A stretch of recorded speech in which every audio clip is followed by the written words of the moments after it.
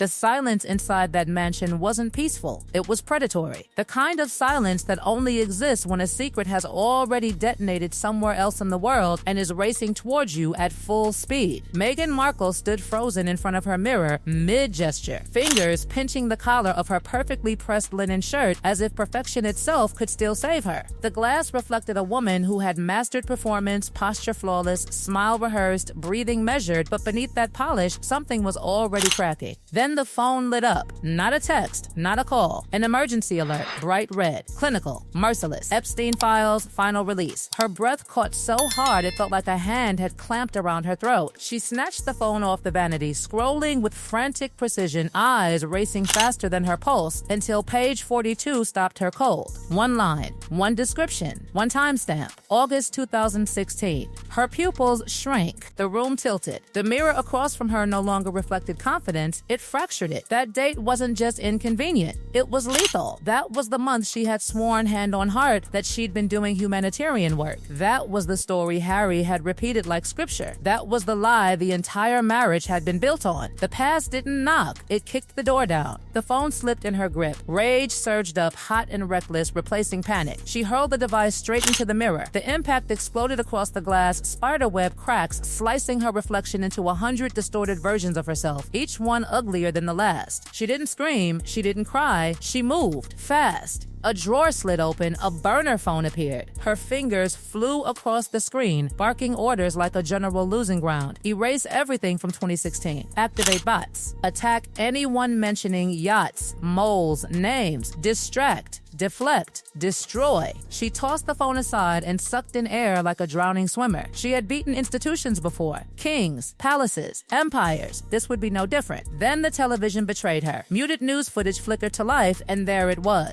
A woman holding a small red USB drive like a loaded weapon. Calm, unblinking, certain. Meghan's knees buckled. She knew that drive. She had paid to bury it. She had paid to burn it. She had paid to make sure it never existed. And yet, there it was. The floor rushed up to meet her as the final realization landed. This wasn't gossip anymore. This was evidence. Across the mansion, in a wing deliberately kept dark, Prince Harry sat hunched over a laptop that felt heavier with every second. Cigarette smoke hung stale in the air. His eyes hadn't blinked in minutes. The timeline didn't lie. August 2016.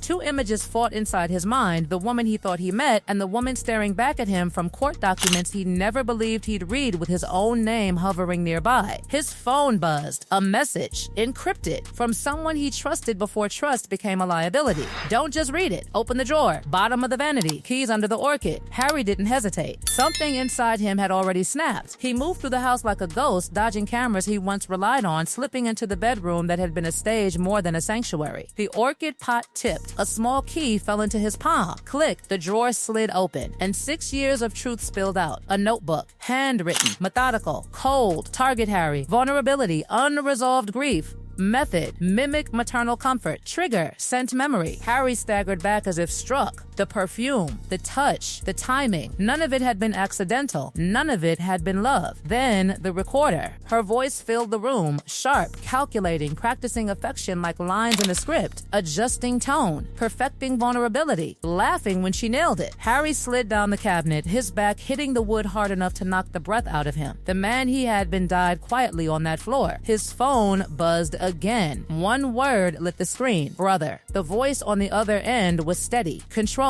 Final. Tonight. Warehouse. She's paying to erase herself. Harry didn't ask questions. He didn't need to. Minutes later, cash was being pulled from accounts meant for charity, stacked and shoved into a bag with shaking hands. Cameras watched everything. Somewhere far away, servers recorded it all. Meghan didn't notice. She was already running. By nightfall, the warehouse loomed like a grave, rusted metal, salt air, shadows thick enough to hide sins. A single bulb burned overhead, casting harsh yellow light onto concrete scarred with oil and decay. She entered like someone being hunted. Designer coat, cheap bag, eyes darting, and above her, unseen, ignored, invisible, a janitor scrubbed a window in rhythm with the wind, boots planted on a ladder, heart beating slow and deliberate. She never looked at him. She never would. The money hit the table with a dead sound. No greetings, no pleasantries, just desperation wrapped in arrogance. Then the photo appeared. Her body stiffened, and when she laughed, bragging, gesturing, mocking, when she mimed strings and puppets and tilted tilted her head in a way Harry had loved because it reminded him of someone else, the last illusion burned away completely. The janitor stopped cleaning. The ladder creaked. Boots hit metal. Each step down echoed louder than the last. And when the man stepped into the light, pulled off his cap, removed the mask, and revealed the face she thought she controlled, time shattered. Her bag slipped from her shoulder. Her mouth opened. No sound came out. The puppet had cut his strings, and the storm had only just begun. The moment Harry stepped out of the light, the warehouse felt like it exhaled and left Meghan behind to suffocate in what she'd built. She stood there for a second too long, staring at the space where he had been, her brain scrambling for a script that no longer existed. No applause, no cue cards, no sympathetic audience waiting to be convinced. Just rust, concrete, and the metallic taste of panic coating her tongue. Then survival kicked in. She ran.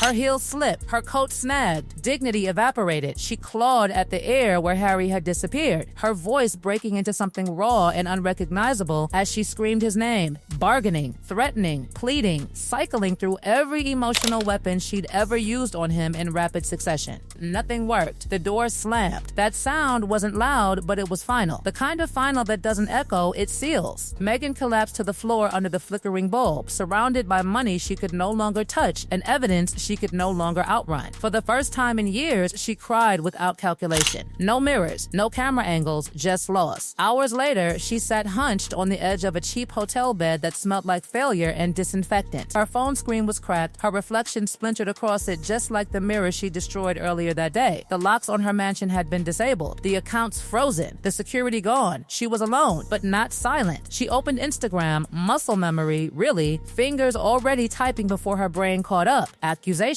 victimhood, a familiar narrative she'd rehearsed in private and unleashed in public more times than she could count. She hit post, and the world said no. The screen blinked. Error. Account suspended. Her heart slammed so hard it hurt. Then the alerts hit, not hers, but everyone else's. Headlines stacking, videos leaking, audio circulating, her own voice stripped of context and control, looping endlessly across screens she could no longer influence. She watched herself laugh. She watched herself gesture. She watched herself say the words she had never believed would be heard outside that room. And somewhere deep inside, something finally broke for good. The hotel phone rang. She answered with trembling hands. Her card had been declined. The room was no longer hers. The police were being called. She didn't argue. She couldn't. Down below, camera flashes lit the street like lightning waiting for its storm. No allies, no protectors, no emergency call left unanswered because there was no one left to call. Meanwhile, across an ocean thick with consequence, Harry stood in the rain outside iron gates he no longer recognized as home. His coat was soaked. His hands shook as he held documents heavier than any title he'd ever carried. The gates opened just enough. William didn't step forward. He didn't soften. He didn't reach out. The distance between them wasn't measured in steps, it was measured in damage. Harry handed over the papers without ceremony. Divorce, custody, renunciation, every signature an admission,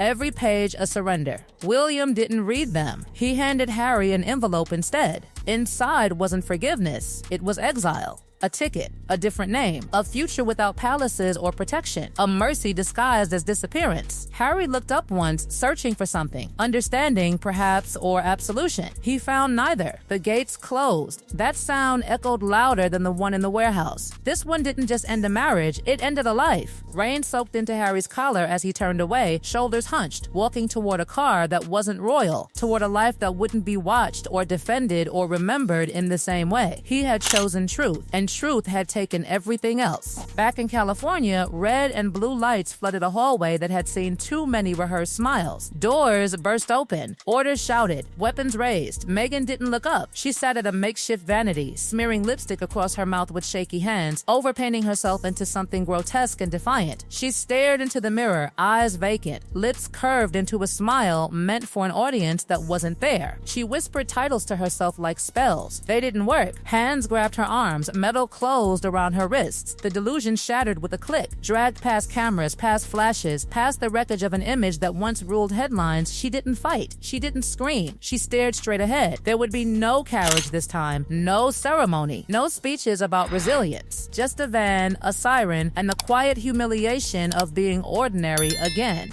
And as the doors slammed shut, sealing her inside, the world finally saw what had been hidden for years. Not a duchess, not a victim, not a heroine of any kind, but a woman who mistook manipulation for power and control for love. Some stories end with redemption. This one ended with exposure. And nothing terrifies a performer more than being seen when the act is finally over. Act is finally over. Act is finally over.